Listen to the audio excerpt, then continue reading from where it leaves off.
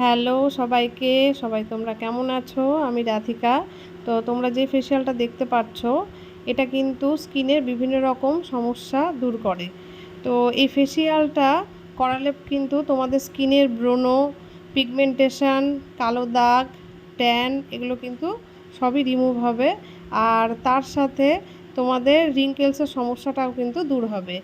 আর অনেকেরই একটা সমস্যা আছে, যেটা চোখের নিচে একটা কালো স্পট পড়ে যায়, সেটাও কিন্তু অনেকটাই রিমুভ হয় এই ফেসিয়ালে।